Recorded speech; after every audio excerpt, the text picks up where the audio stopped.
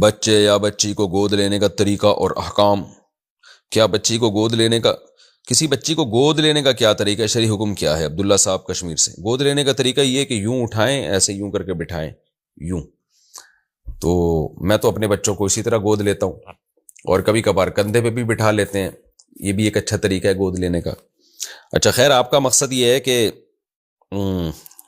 یعنی لے پالک لے کے پالنا، تو لے پالک یہی ہے کہ بچہ لے لیں، آپ پالنا شروع کر دیں۔ ماں باپ اگر آپ کو اپنا بچہ دے دیتے ہیں پالنے کے لیے تو یہی طریقہ ہے۔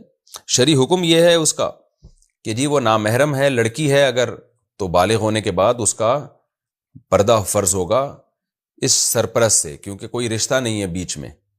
اور اگر وہ لڑکا ہے تو جس خاتون نے اس کو لے کے پالا ہے، وہ خاتون اگر ینگ ہیں تو لڑکے کے بالغ ہونے کے بعد وہ خاتون اس سے پردہ کریں گی، پردہ فرض ہوگا۔ دوسرا، اس کا وراثت میں حصہ نہیں ہوگا۔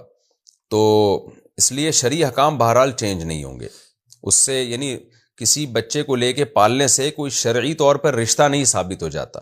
ہاں احسان ہوتا ہے کہ آپ نے اس پر احسان کیا تو اس پر لازم ہوگا کہ آپ کا شکر ادا کرے، آپ کے ساتھ اچھا سلوک کرے، کہ آپ نے بچپن میں اس پر احسان کیا، اس کو پالا، تو یہ تو اس پر واجب ہوگا، احسان کا بدلہ احسان ہے، لیکن کوئی رشتہ بہرحال اس سے وجود میں نہیں آئے گا۔